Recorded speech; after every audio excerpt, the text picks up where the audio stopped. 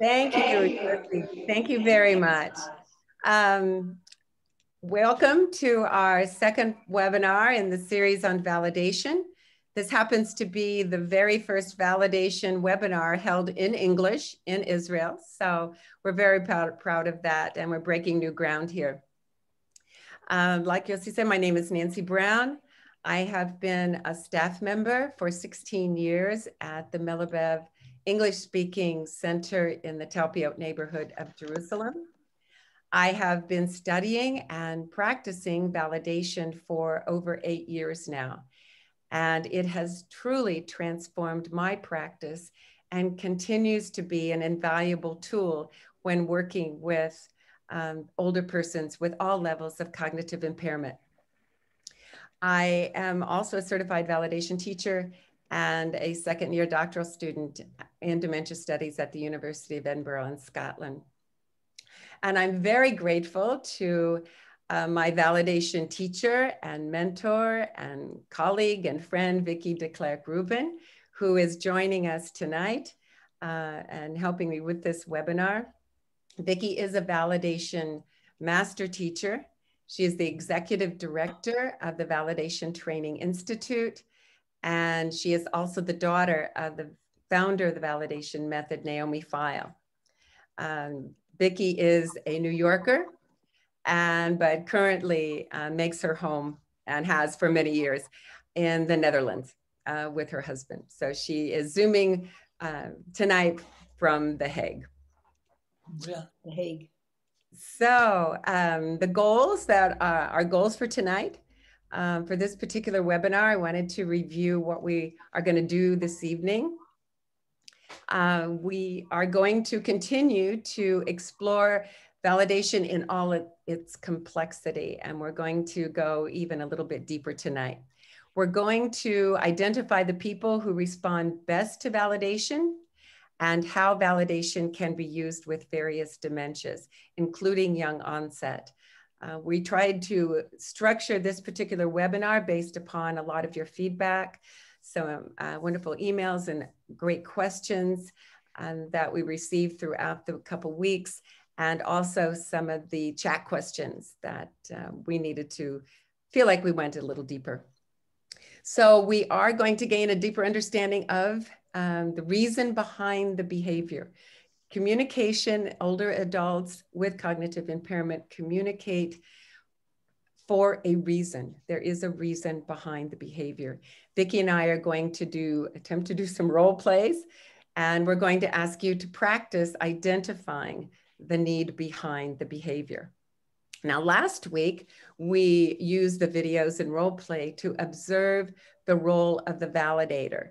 But tonight, we're going to ask you to step into the shoes of the older person to observe behavior and identify those needs behind their method of communication. We're then going to explore validation for those who are less verbal, those perhaps with dementia with aphasia, as well as those who communicate non-verbally.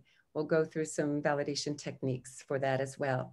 We're going to use some polls, so we invite your participation through polls that use the chat function. Vicki will be monitoring the chat throughout the evening, and we'll be addressing a lot of your questions and concerns along the way. And then we also, of course, plan to leave plenty of time at the end for any unanswered questions or concerns. So,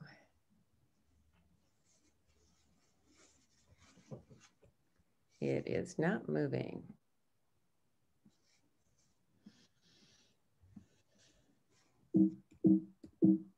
Love technology. Okay, I'm going to stop sharing. And I'm going to go out again. I'm going to share again. It was what thing wasn't moving, so we're going to try this again.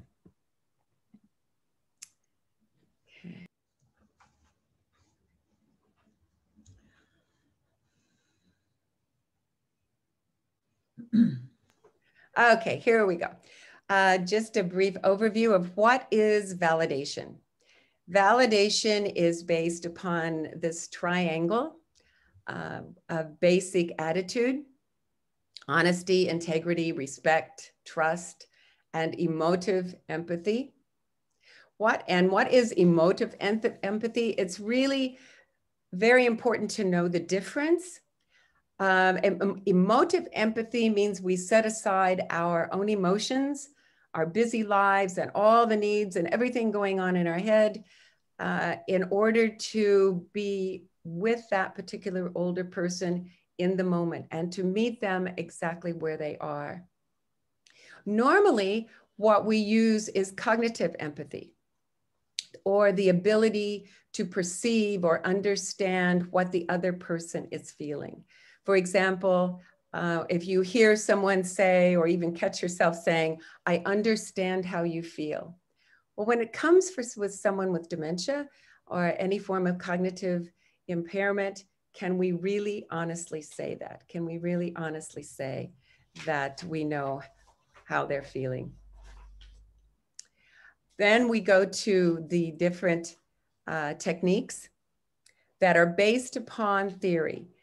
Naomi Feil developed this whole validation method using as a foundation the humanistic psychologists that she studied in school: Maslow, Rogers, Erikson, Piaget, and Freud. And she used all of these psychologists to create that, along with the basic attitude, the techniques for validation. There are over 15 techniques, both verbal and nonverbal, that we use in the validation method.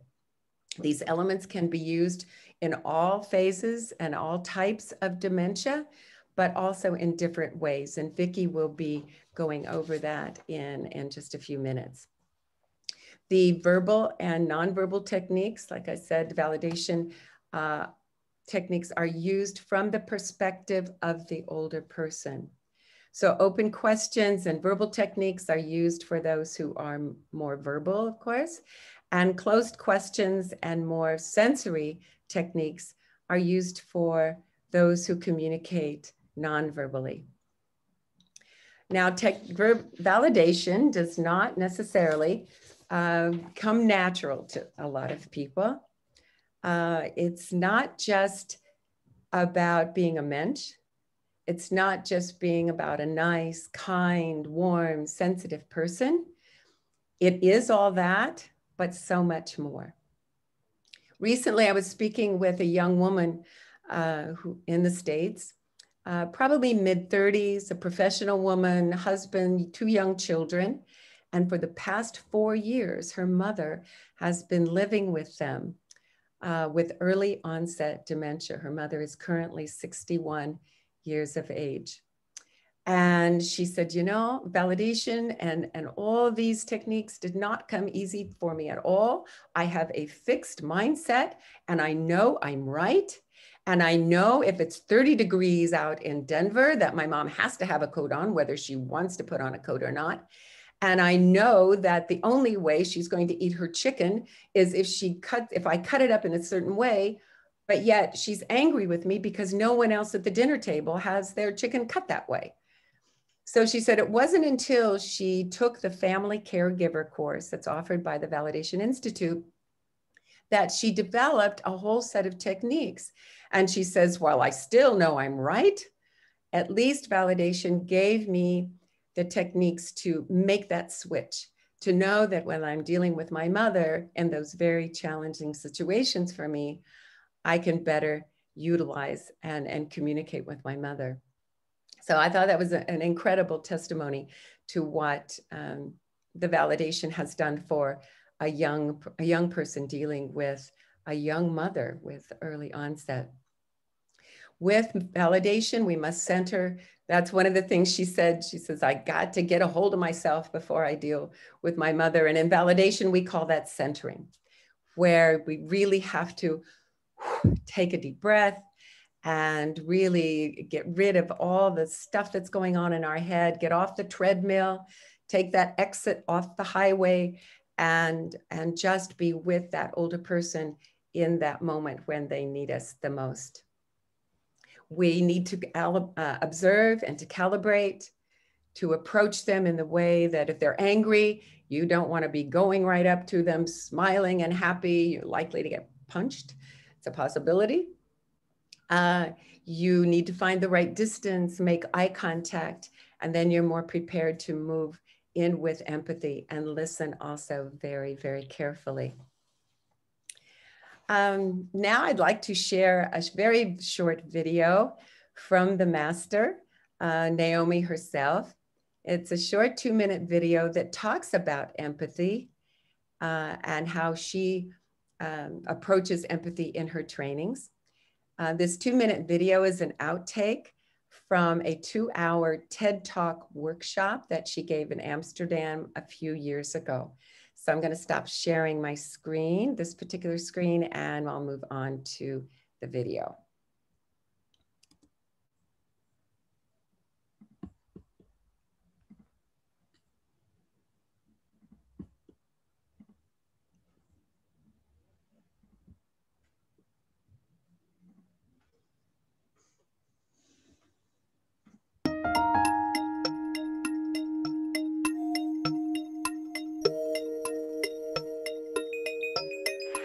Thank you.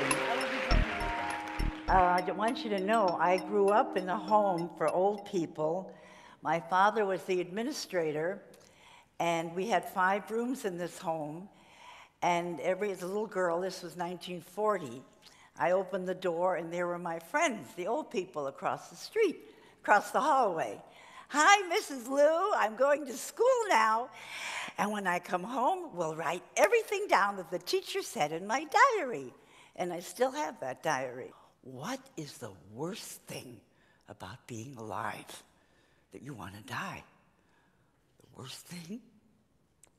I can't walk. Oh, I walked so much in my life. And you listen as I cry. Crying is healing. You stole my wedding ring. Center. And if people use symbols in order to express their emotions, a symbol is something like a ring or someone like a person that substitutes for something or someone from the past. I am now 88 years old, and my husband died when I was 20. I never grieved. I swallowed my feelings and I went to work. If you listen and help me express my feelings, I won't hide my ring anymore, because feelings that are expressed and validated with empathy are relieved. Thank you very much.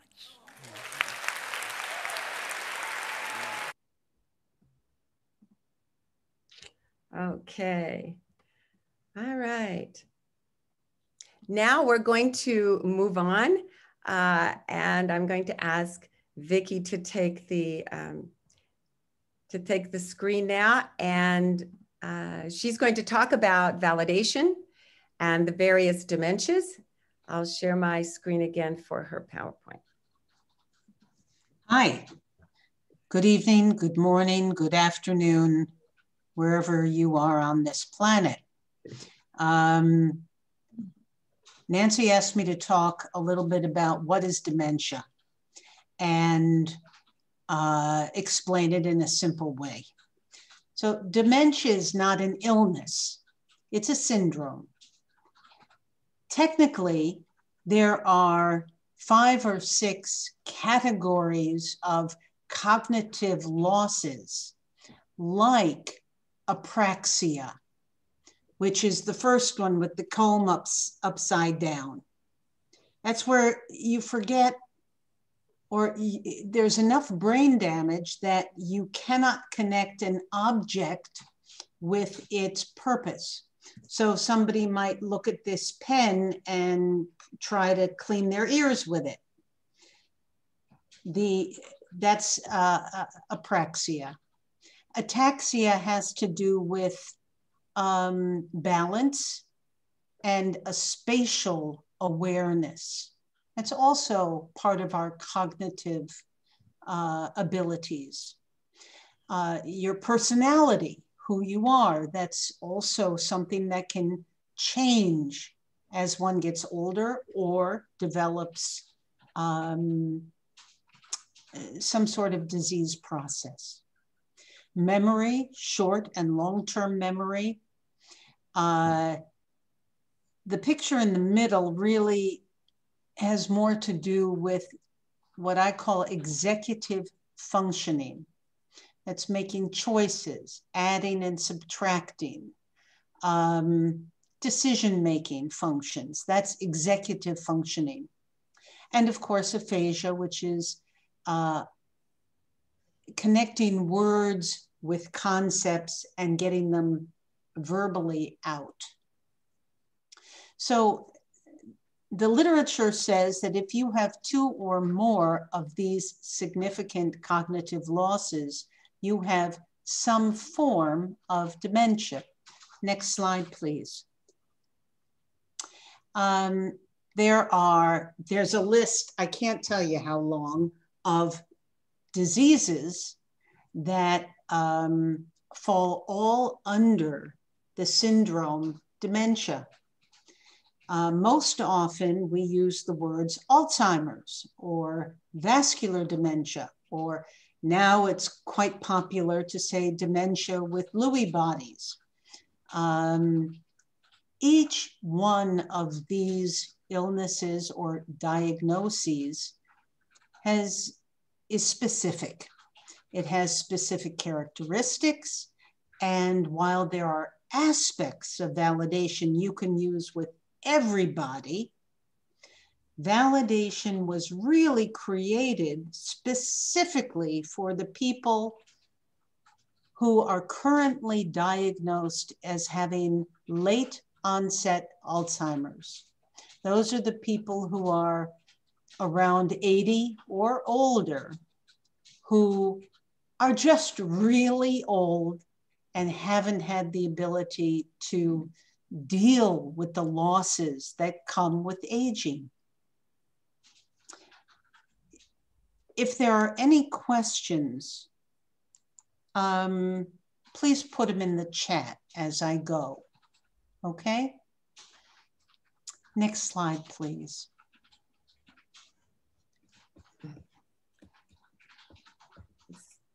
Sorry, Vicki, it's not moving. Ugh. Okay. I'll do what I did before. I'll go out and come back in again. Okay. And, oh, there we go. Okay. So I put these pictures up here so you could visually see the difference between early onset Alzheimer, and I'll show you some others. These people are generally youngish. They're not 80, 90 years old. In the upper right corner, you'll see the very first Alzheimer patient ever. She was the one who was in Dr. Alzheimer's hospital, and her behavior patterns were bizarre. She was extremely paranoid. She moved furniture all over her room in the hospital. She was sure that her husband was having affairs. Within 3 years, she lost the ability to speak. She withdrew inside.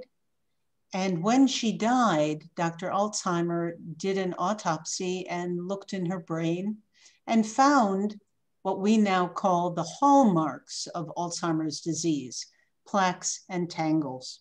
So it was the start of a new disease, or at least named. Next slide, please. Now, if you look up at the upper left, these are all people who have late onset Alzheimer. They look totally different. They are in different stages, phases. Some are verbal, some are not verbal. In validation theory, we believe these people are trying to resolve in order to die in peace. And that's why we talk about the resolution stage of life, this final stage of life. People are older, what Naomi calls old.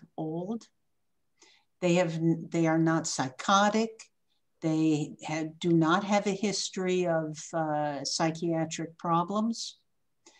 But what they do have is an inflexibility, an inability to handle the many losses that come with aging. And there are many losses that come with aging.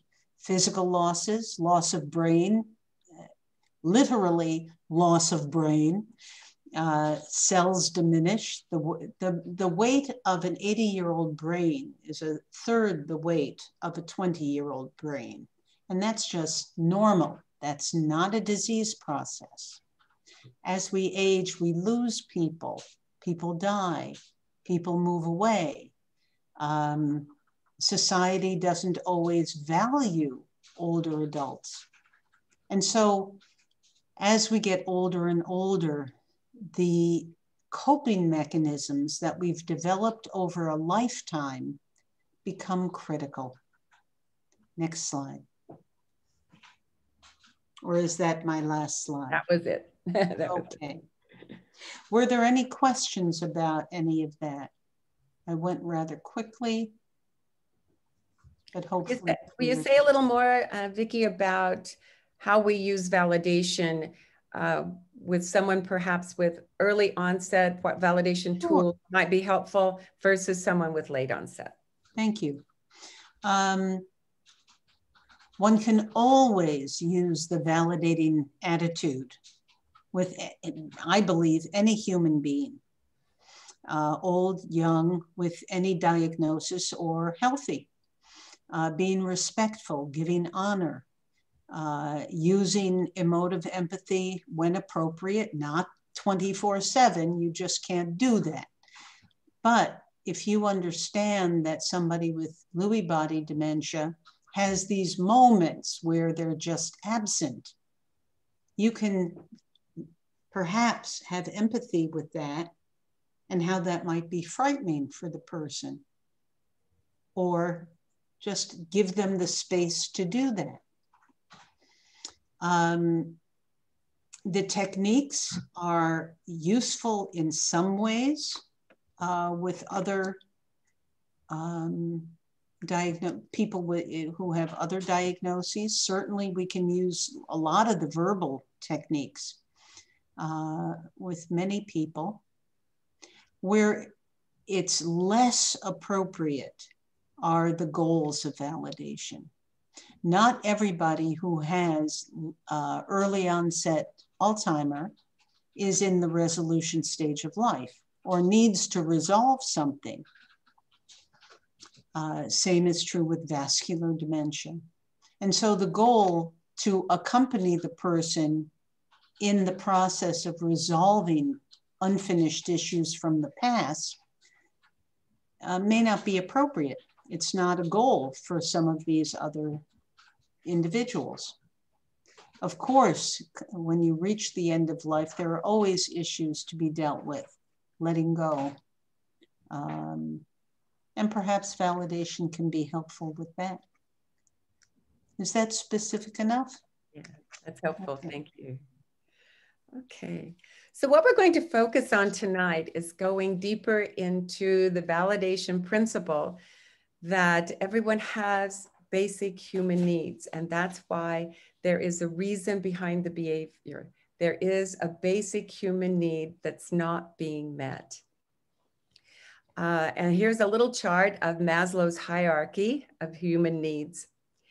And when we talk about the physical losses, like Vicki said, there's a loss of brain and the senses to vision and hearing and feeling and to smell and to taste. There's that type of loss.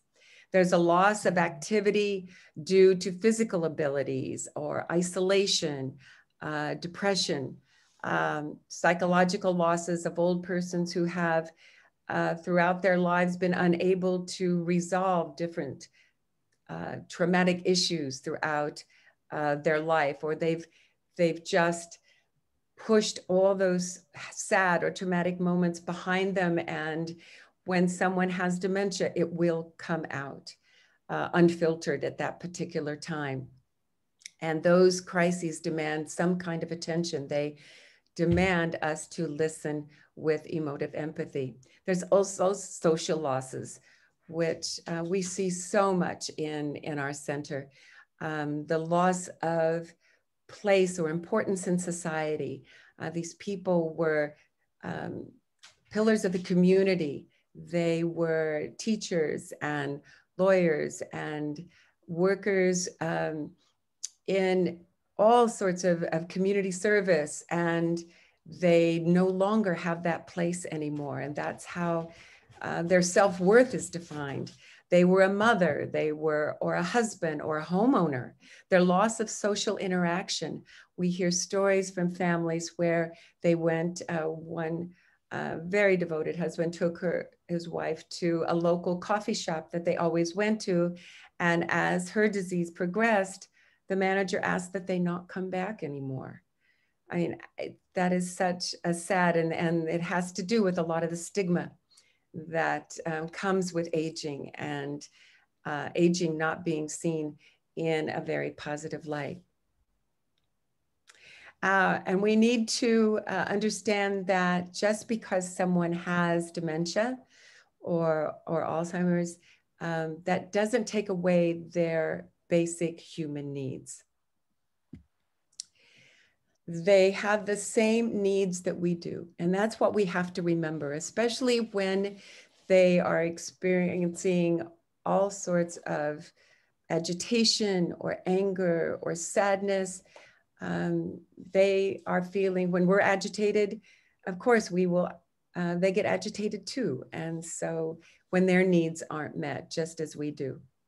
So when Naomi talks about unfinished issues, or in order to live in peace, or to live in peace as well as die in peace, what is she talking about? On the right-hand side, I have a picture that I absolutely love. This is a very simplistic picture of Freud's iceberg of personality. What this is supposed to demonstrate that our consciousness and the things that we're very much aware of all the time is on the top of the water, and underneath is everything that's buried, everything that we don't want to talk about, everything that we don't want to deal with, the good and the bad, that we just push aside. And that's what sometimes then will come to the surface with our older people who are experiencing that cognitive decline. They retreat from the present that is painful. They need to restore a sense of equilibrium. When their eyesight and the hearing and the mobility and the memory fails, they have to feel like they're in somewhat control. We all want to feel like we're in control, and that's what they're searching for, is some kind of equilibrium. They need to make sense out of unbearable reality, to find a place that's comfortable, where one feels that they're in harmony with their surroundings and where their relationships are familiar. The need for recognition and status and identity and self-worth. We all need that. And so do our older people with cognitive decline. They also need to feel like their life is still worth living, and that they have something to contribute to their families, to their environment. They really need to feel like they have a sense of purpose and to be useful and productive. I want to share 3 short examples with you of very true stories that I have personally experienced that will demonstrate, I believe, some unresolved, what I'm talking about unresolved issues. So when I tell these stories, see if you can also identify the human need each one is expressing. I'm going to talk about Molly. Molly was brought on Aliyah with her family. She was in her 80s, was uprooted from her home in New York. and came with their family. While she wasn't very verbal, but boy, she was mobile. She could wield that cane at you, at a person, or she could take that cane and she would just feel free to walk anywhere. So they're busy within 48 hours of their arriving in Israel and setting up their apartment. Everyone thinks that grandma is in her bedroom sleeping. Well, as the afternoon went on, they get a call from the police. Molly had taken off and she had walked down the street, and a young Israeli policeman saw that she was alone and picked her up, took her to the station, treated her like a queen. She was not upset at all. She knew exactly where she was. And they had the wherewithal to call Nefesh B'Nefesh and to say, is there anyone, any family member who made Aliyah with this older person? So Molly kept saying, I'm looking. So when she came to us in the center, in one of my one-on-one sessions with Molly, I said, Molly, I hear you've been looking for something. And she looks at me. She was always kind of sitting here like this, not very trustful of anybody. And she was look at me. And I said, was it something really important that you're looking for? And then she kind of looks away and then looks back at me. I said, are you missing your home? She turned away and waved me off. So I knew that wasn't it. And so I said, but this is something that was really dear to you. You're missing, you're still looking for that. We had a family meeting shortly thereafter. And I related this whole conversation that I had with the daughter and a son. And all of a sudden, the son turned white, absolutely turned white. He goes, I have not thought about this in 50 years. And he looked at his sister and he said, this was before you were born. Mom lost a child. A child was stillborn at birth. Molly was looking for her baby. She had a family to raise. She had other children. She had a home to run, and she had repressed all of those emotions, and she was still looking for that baby.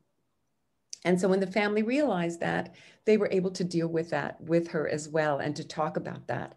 And Molly never walked out after that. So it was there. That is an example of that. I had another lovely lady, Hannah, who always talked about her brothers and her uncles and her father, but never about her mother. And then there would be things she would say, all of a sudden, there are things you just don't talk about. And I'd say, well, what is it that you don't talk about? Oh, we don't talk about those things. Okay. Are they really upsetting to you, Annie? And she'd say, and she'd shake her head. She said, there are just things that people do to other people that shouldn't be done. Now, I have no idea what that was, but there was something that was really weighing on her very much so. And I never did know what that was.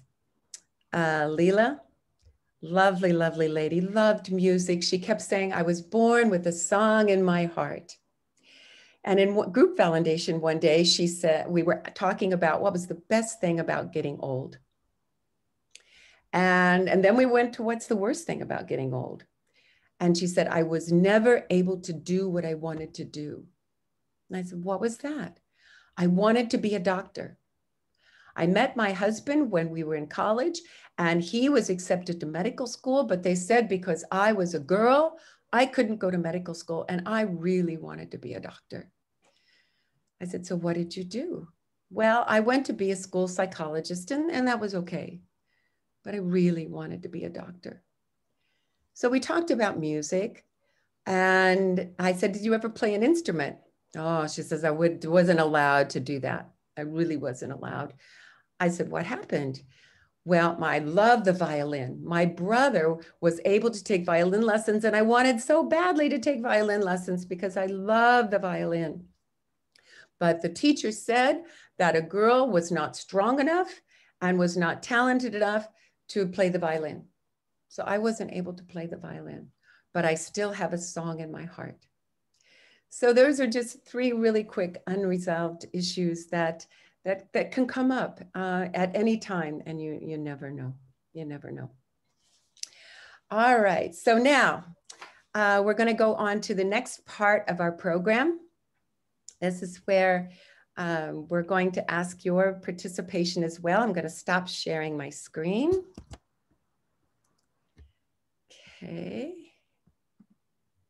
All right. Now, what we're going to do, Vicki and I are going to do a few role plays, and we're going to focus on the reason behind the behavior.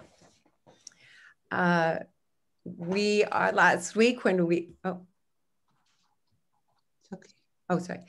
last week when we viewed the videos and the role plays, we asked you to observe the perspective of the validator and to ask what created this particular communication. But now we want you to pay particular attention to the older person and put yourself in their shoes and listen to their voice and take that whole experience a little deeper. We're going to use emotional expressions and turn the focus on the older person. Okay, our very first role play will be, I will play a 65-year-old woman, or 65 years young woman, who has been diagnosed with young, early onset Alzheimer's. And she has had this diagnosis for quite a few years. And she's now in a day center, and I will play that part, and Vicki will play the part of the carer. So we're so just see also what, usually there's, in addition to having a basic need behind the behavior, sometimes there's a trigger. What triggers this behavior? So see if you can identify that as well. So we'll do the role play, and then we'll ask you, we'll have some polls so you can see if you can identify the reason behind the behavior. Okay, so what do we got to do first? Center and breathe and get into the role.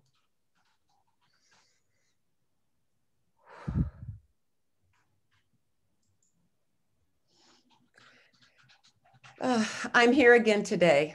I'm here again today. They picked me up, and I'm here, and I lost something, and I know where I put it. I just know I'm starting to lose things. I'm starting to remember, I can't remember where I put my things, and I was never like that. I was such a good housekeeper. I kept things in such good order. Something is happening. Something is happening. Is that the worst thing that's going on right now? The losing things? You know, that's one, you know, I'm so angry. I'm so angry about, I went to the doctor and he told me I have dementia. And, you know, I can still read, I can still use the computer, and I have had a career, and now I'm in this place, and I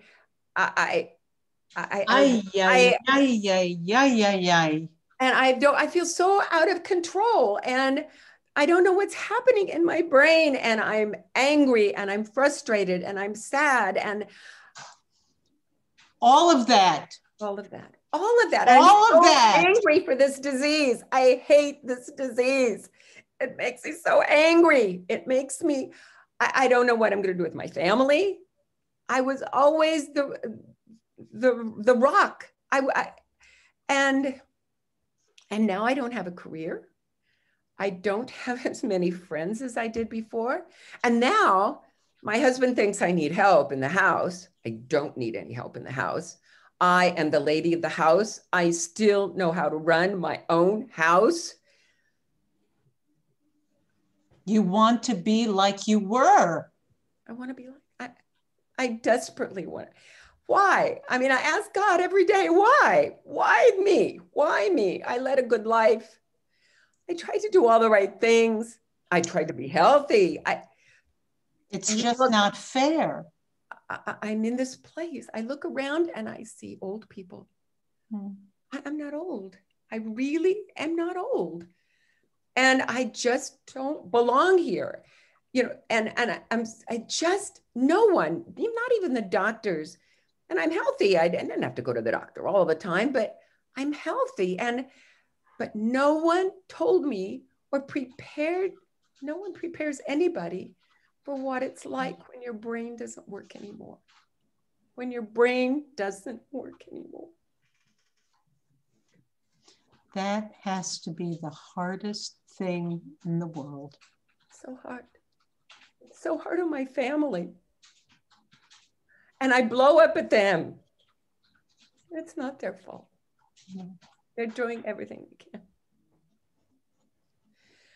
So it's angry, it's sad, it's frustration, it's loss of who you were. It's everything. It's everything. I get it. And I see totally you every day, and I it. can't even remember your name. It doesn't matter. In my brain. It doesn't matter. Because I accept you as you are, right here, right now, in this minute. Thank you. Thank you. Thank you for sharing all those feelings with me. I need to. Yes, you do. And I don't want to burden my family with it. Let's talk again tomorrow when you come in. Okay. Maybe we could do that every day. I would like that. I would too. I don't want to burden my family. I'm here. Thank you. Whoa. Woo. All right. Yossi, would you launch our very first poll?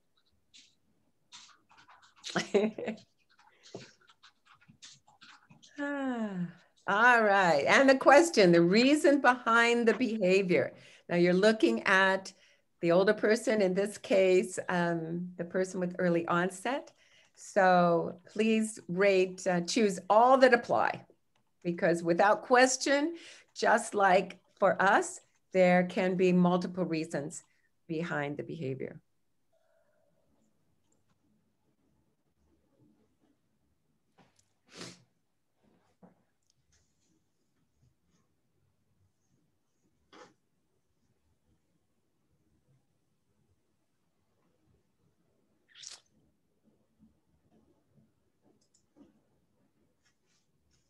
Great. Everybody got that one? Exactly. Wonderful. Thank you. Thank you. And share the results if you would. So everybody, yeah. Yeah. That was the point. Different types of anger. That's one of the things we're going to focus on this evening, is because that was a big discussion. You could, yeah, we can erase that one. Yes, that was a big discussion on the chat as well as in some of the emails about anger. And that's some of the most difficult emotions to deal with. And so that's why we wanted to deal with all different types of anger and how it's expressed. Anything to share, or in the chat, Vicki, anything particular? Okay. All right. All right. Now we'll go on to the second one, role play number 2. This is when the anger is directed at you. When the anger, when someone, your loved one or someone, you're a resident or a client, becomes so angry and they're blaming you. Again, I will play the older person, and Vicki and I will role play this one. This is a person who's more in late stage Alzheimer's rather than someone who is young. Okay. Yossi, can you put us both on the screen? That would be great.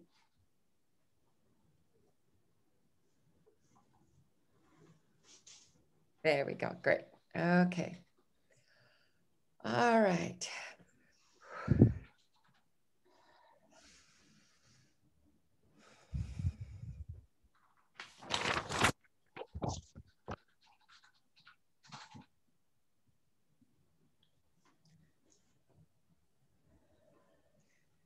Yes, you look like you're wanting something from me.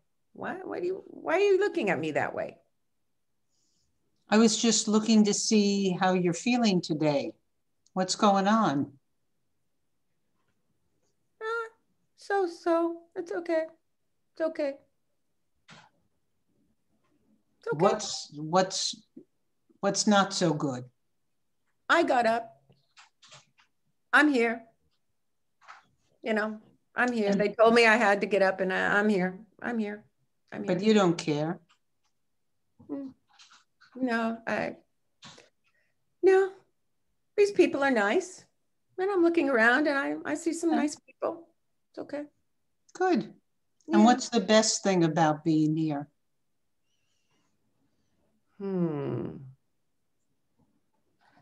The best thing, you know, in this place,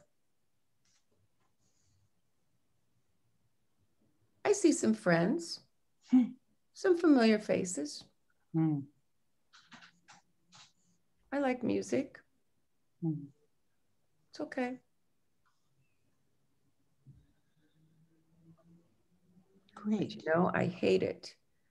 I hate it when they come to you and say, you have to do this. Or they start turning your chair, or they start telling you you have to go to the toilet.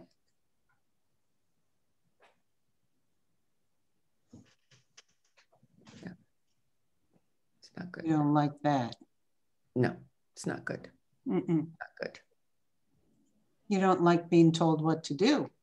No. And you've done that to me sometimes. You've done it. I have. You've told me it's time to go to the toilet. I need to know. I will tell you when I need to go. I will tell you. They say I don't know. Right. I know. And you've done that. Well, You've done that to me. And I don't like it. I don't like it. I should not do that. No. I'm a person. If I need something, I will let you know. You know. Don't. I'll let you know. Don't tell. No. I think that's what I'm hearing from you is I should not tell you what to do or when to do it. Exactly. That you want to determine it yourself. I am the boss of me. Yeah. I understand. I'm the boss of me. Yeah. And I'm not going to, I will just accept that. I accept that. You are the boss of you. And you won't do that again? I will absolutely try, but please, if I do it by mistake, yell at me again. I'll let you know. Yes, you will.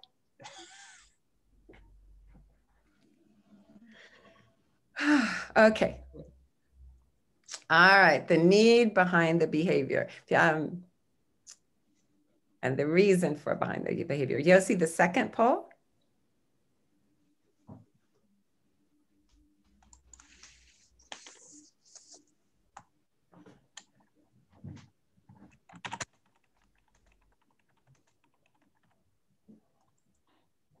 So choose as many as you think apply.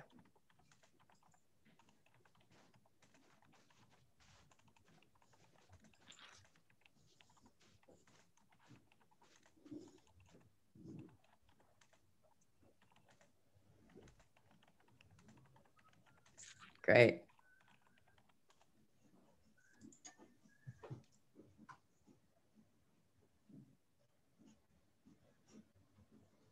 Absolutely.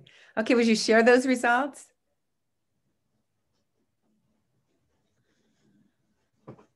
It is all of those things. It truly is all of those things.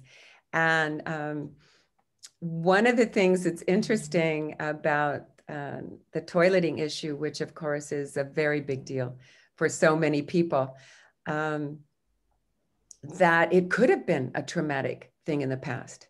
Maybe they were forced. Maybe we don't know. We don't know. But that particular person could be a trigger.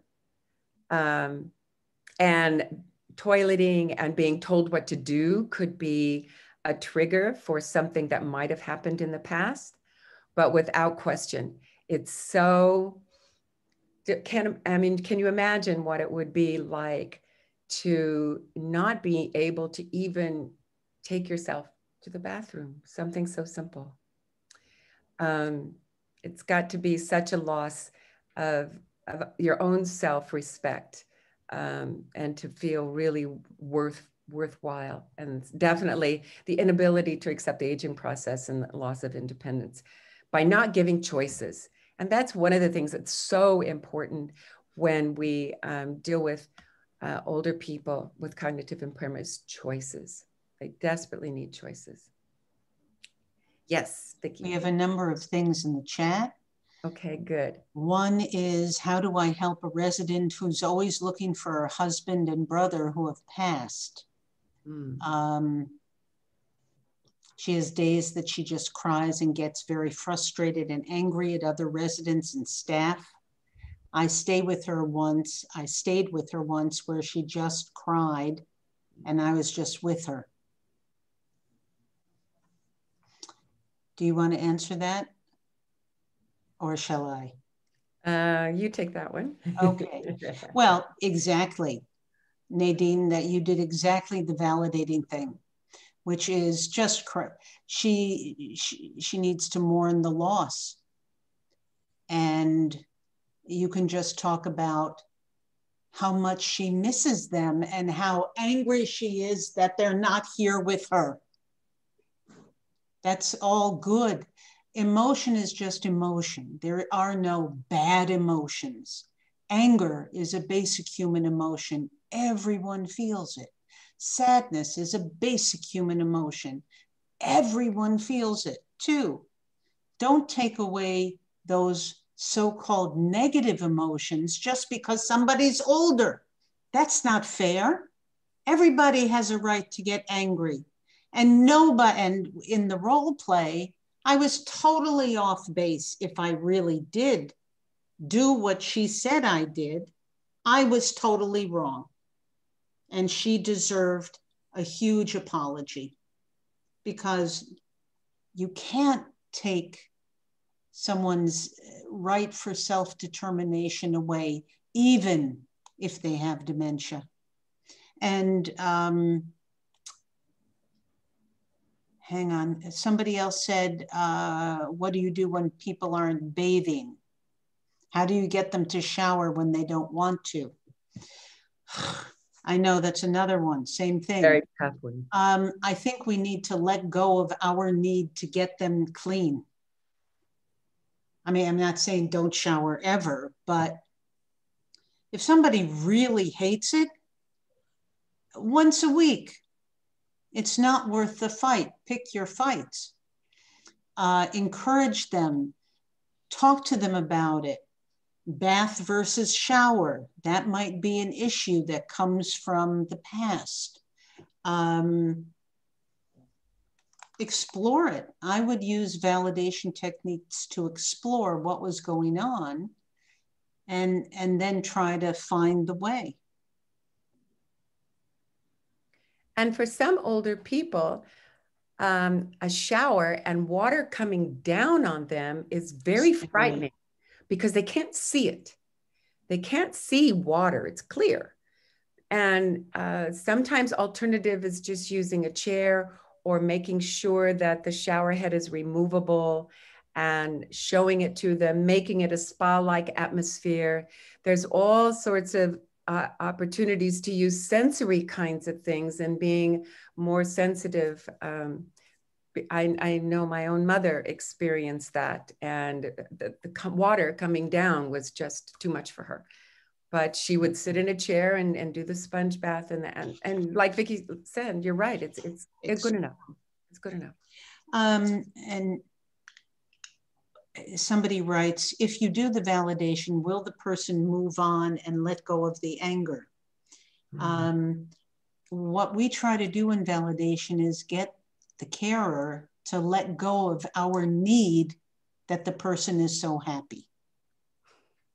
Why shouldn't they be angry? Why should they change? We need to accept them the way they are, not try to get them to do what we want or to let go of anger or to be happy. And what if they can't answer the question? I don't know, that's not specific enough for me. If it's that they can no longer speak, or if it's a question of not asking the right question. Mm. So Cheryl, I'm sorry, I don't know. And now comes up eating. This is such a hot button situation regarding eating. If someone insisted either that they just finished eating and they haven't, or that they insist that they haven't eaten yet when they did. Shall I take this? We have that happen a lot in the center. I don't mind taking that one. Go for it. Eating is such a social thing. We are social animals. That is one of the main things that older people are looking for, a need for social connection. And food is so culturally powerful. And especially in all cultural contexts, but especially in, I'm speaking from our day center in Jerusalem, from a Jewish standpoint, it is critical. And so in terms of when they eat, we talk about, we don't remove their plate until everybody is finished. We don't remove their plate. So that a plate, whether it's empty or full, is in front of them. Because I just had that happen this morning, as a matter of fact. Someone finished, left the room, came back. Other people at the table were still eating. I haven't had anything to eat. So that's awful. I'm sorry that no one gave you something to eat. We're going to fix that right now. So I gave her exactly what she likes, only smaller portions. And I said, is this good? Is this enough? Perfect. She ate, happy as a clam.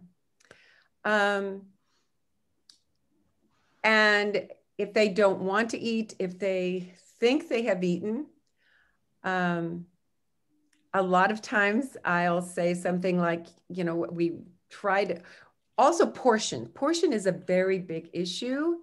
Make sure they have, or them well enough to choose the amount. Sometimes too much food on a plate is so overwhelming that they look at it and they don't want to eat. They'll just refuse.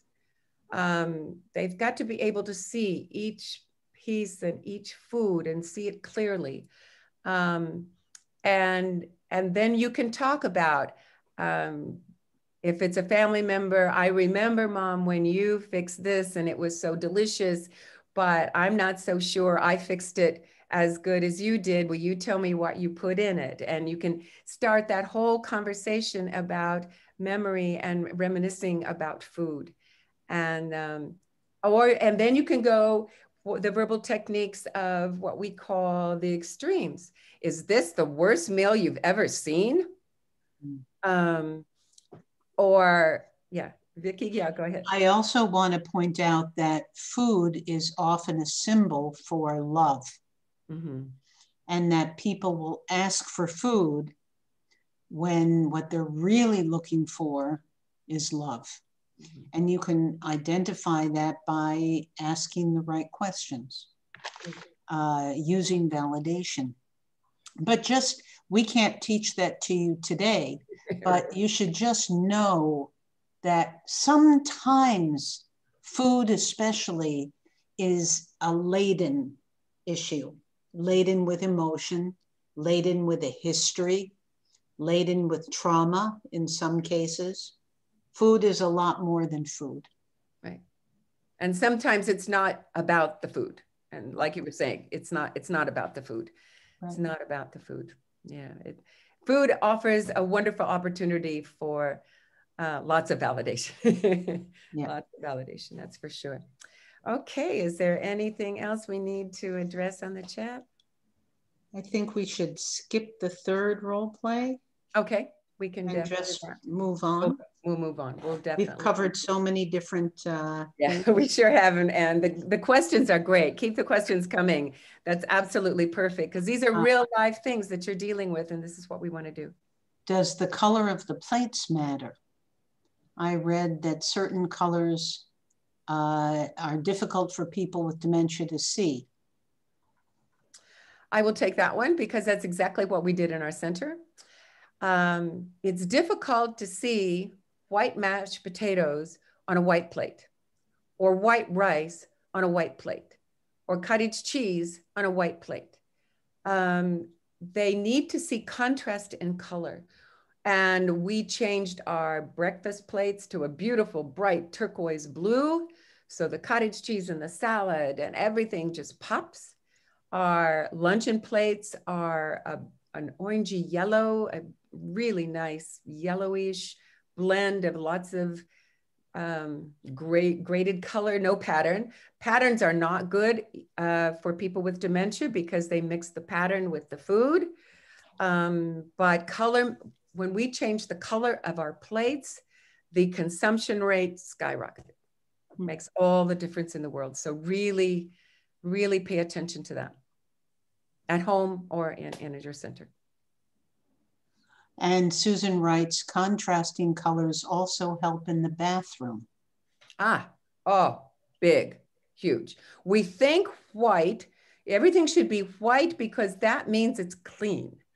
I don't know where in the world that came from, but people with dementia see perhaps a white floor or white tile on the walls and a white toilet and a white sink.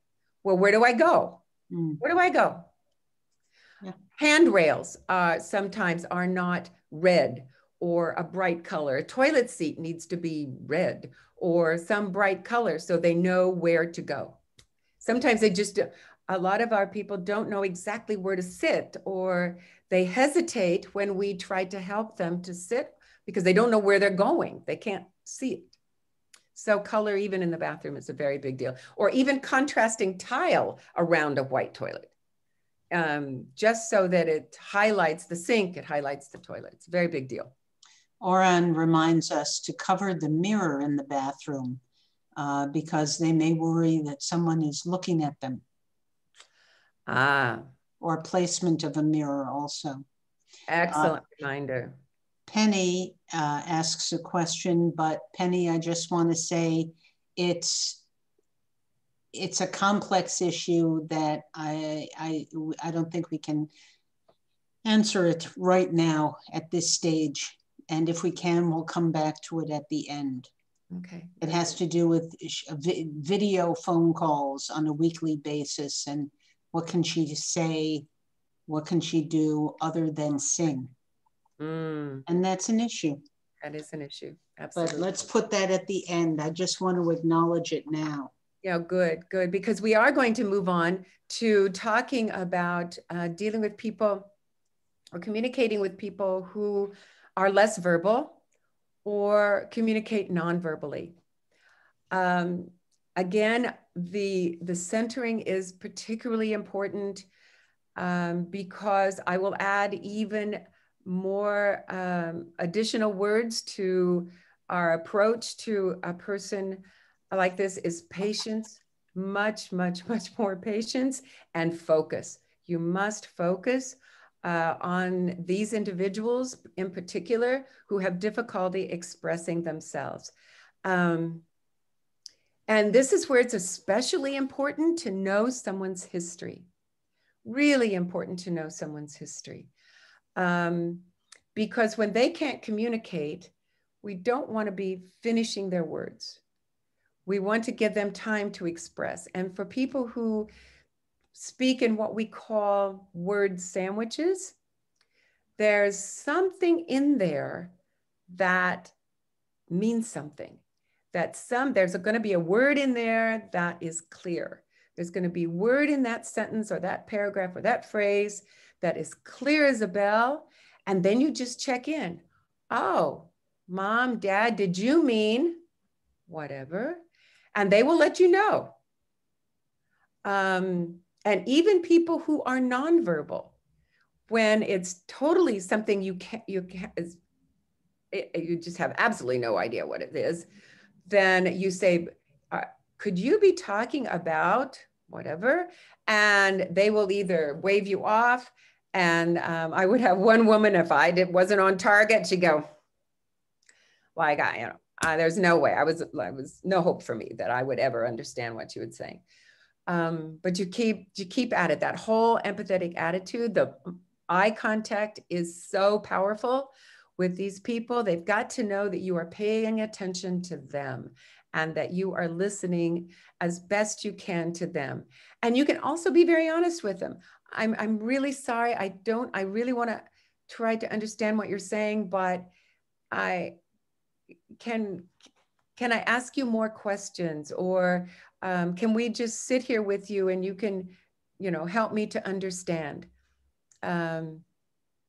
So that is also a way to deal with people who have what they call word sandwiches. And the more you work with them, Shireen and I found this out in group validation. We had a whole group of people who talked in word sandwiches, but yet in a group setting, or when they were one-on-one with us, or felt that they were really listened to and that they felt important, their one word here and there would become a phrase. And then you could really start to understand. And then to give them the respect that they deserve, we would say things like, that's a great idea. I never thought of it that way. Thank you for bringing that up. And just those kinds of hints. Anything you want to add to that, the aphasia type of thing? Well, there's a difference between aphasia and, which is a clinical thing. People can have aphasia because they've had a stroke. There's many reasons why people can have aphasia, but some people just decide, I don't want to talk anymore because nobody's asking me interesting questions. And it takes energy to talk. Some people just pull in and they don't want to talk anymore. So I think it's important to recognize the difference between aphasia and people who have just stopped talking. People who have just stopped talking, you can reach them. You can use the validation techniques, which go far beyond just using empathy. Empathy is just a prerequisite. Well, it is a prerequisite. And there's a wonderful video, which you can all see on YouTube, which is Naomi Feil validating Gladys Wilson. And if you want to see how you can use validation to make contact with somebody who had not talked for a year, watch that video. Exactly. And if we have time, we'll play that tonight. Well, that will be our last video. People with nonverbal communicate beautifully with nonverbal communication because they use their body, they use sounds. I'll illustrate a true story about a client who would make noises, but she had a rhythm to this na na na na na na, and it was so annoying for her family. They said, "What's wrong? It's noise, and we just can't get her to stop, and we just don't know what to do." And she also did it in the center. So I approached her, knowing this woman for many years, knowing that she loved music. She was the first one to sing. She was the first one to get up dancing. I approached her and asked her, I said, "Is this your new song?" And her eyes are closed of the entire time that she's doing the and she said, "Yes." She said, "Yep." And I said, "I like your new song." "Good." And then I would touch her. I would touch her in the chest and then hold one hand. I matched her rhythm and her body movement as she was making those sounds, because she had a movement with it. And then, rather than mimicking, which you don't want to do, I then took her words, her communication, her sounds, and made a melody out of it with her rhythm. And then we kind of made it, I said, "May I sing this song with you?" "Yeah." And with my hand still right above the chest and one hand on her hand. Then she followed, we got in the same rhythm, and then she started the melodic tune that I had developed with her rhythm and with her sound. And then I said, "I really like your song." And she opened her eyes and I said, "May I sing this song again with you sometime?" And she shook her head, yes. She then took me, put her arms around me. I put my head on her shoulders, and then she started patting and rocking me. She started patting and rocking me. That was just a beautiful moment of a woman who needed to express herself, and this was the only way through she could express herself, for the sounds that she made, through the rhythm of her body, through the touch. And when you put your hand on someone's chest right there, you can feel their rhythm, you can feel their breath. And for someone who is nonverbal, they feel the warmth of your body. They feel that physical connection. It's a very, very powerful tool. Can't be used with everyone. Touch is so powerful, but it can't, it has to be used very carefully, and not just without knowing someone and asking their permission. But communicating with someone who is nonverbal can be absolutely beautiful. And music is the most powerful tool. I've seen people who are totally nonverbal. I'll take a Bluetooth speaker and I'll set it on their lap, put their hand on the speaker so they feel the vibration. I will hold their other hand and we'll sing. And then every once in a while, you can see the lips start to move and their bodies start to move. Music is very, very powerful tool that we use in validation. One of the tools that we use for people who are nonverbal. All right. Okay. We're coming to the, toward the end. We want to leave some time for some more questions and answers. I wanted to kind of review what we've done tonight. We've talked about all forms of reasons behind the behavior, basic needs. We've talked about dementia, the various types of dementia, and how validation, the various types of validation can be used with the different phases and types of dementia. We've done role play about anger. And there's also different types of anger. Physical anger is another one. That's also a difficult anger to manage. And we'll also try to address some of your questions as well in the chat went for our time. But I think we have a few minutes if we... I've copied down a lot of the questions, so I've tracked through. Okay, great. Would you like me to start on that? Okay, or do we have time to do the Naomi video? Do you? It's either the questions or the Naomi video. Yeah, if we can put a link and show the Naomi video, they can see it on their own. It's very, very powerful. I learn something new every single time I see it. So I'd rather deal with their questions. That's more important. Excellent. Empathy doesn't solve or resolve the issues that they're dealing with for the long term. Maybe it makes them feel better for an hour, but what about the long range? I'll take that one if it's okay with you. Please.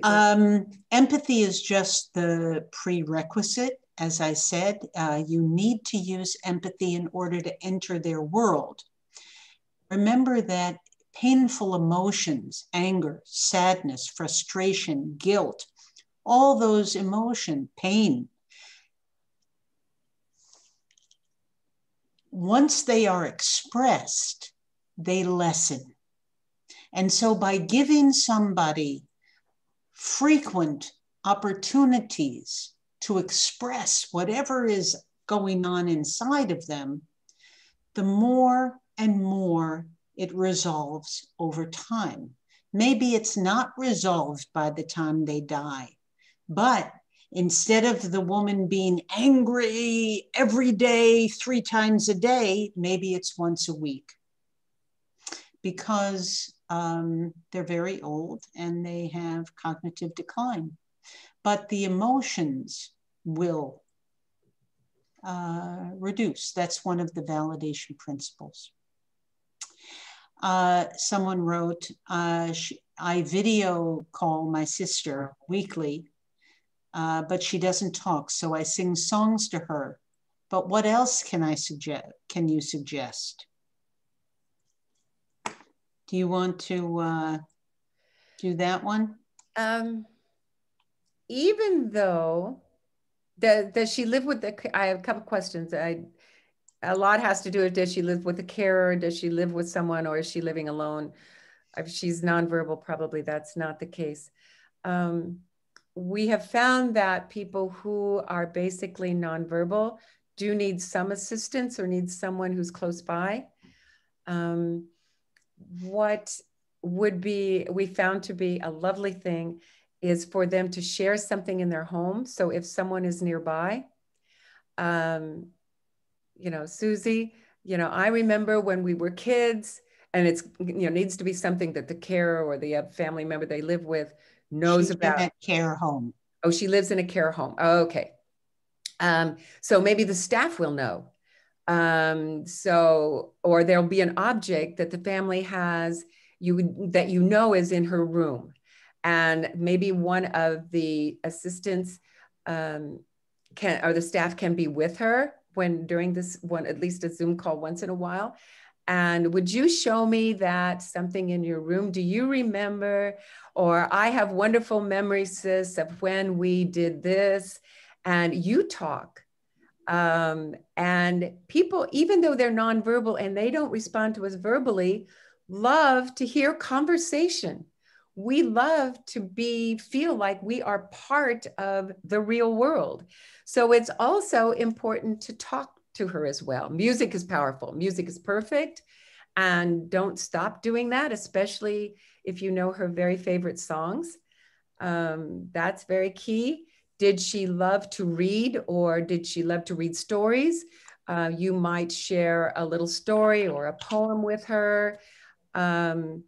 Something that you know is part of her history, and to just share that. And she will, believe me, she'll get some joy out of that, even though she may not be able to express that verbally, even on the screen. And we also have a great video also on the YouTube channel. We'll share that link as well. And Vicki just shared it.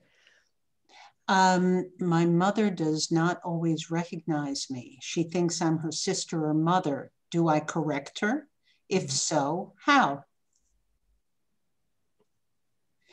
I'll take that one. Okay. It's very simple. No, you do not correct her. If you want to use validation, that is. And that's a choice that you can always make. If you choose to use validation, you understand that, like Naomi said in the clip, you are being used as a symbol for the sister or mother. And so you don't play act, you simply enter her world and say, so what's going on? What do you need? How can I help? What are you thinking of? That's what I would do. Simply accept it, let it flow over you like gentle water. Right. Another situation, how to respond to accusations. You're trying to do me in. And this person said, now why in the world would I do that? Because you hate me. I suppose, do you want to do that? It could be a symbol. It could be a symbol again. Could be a symbol, could be something that happened from the past. Mm-hmm. You're trying to do me in. My first response would be, do you in? Holy tamale. How does that happen? And in that phrasing, I neither say yes nor no. I simply accept that that's her reality. And I trust, and here's another validation principle. People are aware on many different levels of consciousness at the same time. So even though the person is saying, you are trying to do me in, they know you are you, somewhere deep inside. So you would never lie. You would never pretend. You just accept and roll with it. We work a lot on these kinds of things. There's no one answer. It's not a simple situation. And we certainly can't give you answers in, the 10 minutes that we have.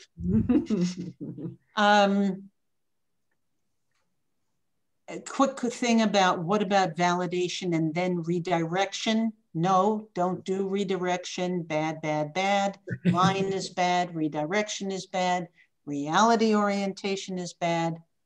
And I usually never say bad or good, but in this case, if you choose to do validation, you would never lie, redirect. We just don't do that. Because it will come back. It will come back. It's going to come back again. If you're not dealing with the basic need, if you're not dealing with the emotion at that time, if you're not trying to understand what they're really trying to say to you, it'll come back. It's going to come back again and again and again until somebody listens to them. And there's so many other people who have asked questions about what do you do when? And we can't give you a recipe. What we can do is give you some skills, which you've learned, and some ideas. And I encourage you to study more because an hour and a half is short. Very short. And we cannot teach you validation, even in 2 sessions. Standard validation training lasts 40 weeks. And in order to integrate skills, you need to practice them in real life. You need feedback, you need coaching, and that has to be over time. And when you do that, then the skill gets integrated. What we're doing is shoving a lot of information your way, maybe hopefully some inspiration, and hopefully a desire to learn more. And maybe we can plan a course, a family caregiver course. That would be awesome. Amazing. That would be absolutely amazing. Yeah. The Validation Institute, I want to share my screen for the last time so that to give you some of the resources that we do have. You can always contact us at Melabev. Yossi is the main contact, the main address for that, and our website, the Melabev website, is there. You can contact me personally. Definitely, I would love to hear from you, love to hear more about your questions and your needs. We do take this very personally. I learned, just as I learned from my clients every single day, they certainly give me more than I could possibly give to them. And that's how I feel when I'm encountering families and other professionals. We learn from each other. I learn from every single experience, and I'm learning with you and from you, from these experiences and from these questions. And that's how we grow. And that's how validation has even evolved because of everyone's interest in this particular method. There's the website and the Validation Training Institute's email. You can definitely reach Vicki in any one of those places as well. The Validation Institute has a YouTube channel where there's, you can just search. Oh, and there's also in the chat. She put all of those things in the chat. So you could take a screenshot or copy them in the chat or do whatever you need so you have these with you. And also, we are getting as many, with Melabev's help, getting as many of the Validation YouTube videos in Hebrew, was subtitled in Hebrew, so that it will reach a wider audience here in Israel. So we're very excited about that. Training and validation, family caregiver courses have been invaluable to many, many family members. We're going to start a basic validation course next year, God willing. And also a brand new, one thing about validation that Naomi has always stressed, and Vicki has in all of her trainings, and we learned from the very beginning, self-care. Validation is also about caring for yourself, because there's no way in the world you can give to other people if you don't take care of yourself. So the Validation Institute has initiated some self-care videos. And one of my good friends, Oran Aviv, who lives here in Israel, also a validation teacher here in Israel, is a certified reflexologist. And she has a wonderful 6-minute video on hand reflexology. It's all for self-care. It's all for you. Use it. There's laughter, there's yoga. We're going to have some Feldenkrais and sensory things. So it's there for your use. Thank you so much for being with us. Thank you for allowing us to be part of your evening and inviting us into your home. And we hope to hear from you and keep this conversation going. Thank you very much for thank you, joining us tonight. Thank you, Vicki. Pleasure. Nancy, thank you. Thank you so much. Yeah. Thank you for joining us. This was amazing. Really. Yes. Wow. I'm coming back. It's over. Okay. Good night. Good night. Good night. Good night. Thanks, Nancy. Oh, Thanks, thank you, Vicki. Leslie. Thanks. Hi, Deborah. I see Deborah. Deborah, Goody's daughter. Nancy, thank you so much, and Vicki, I'm very proud of you, and we hope that we can keep and continue the sessions for the near future. So thank you and good evening. And Yossi, thank you, Yossi. Thank you. It's a pleasure. Thank you very much. Yeah. That was a brief message for the executive director of Melabev, Zev Friedman. So thank you, Zev. Yeah. All right. Thank you, everyone. We'll sign off. And good night. Good night.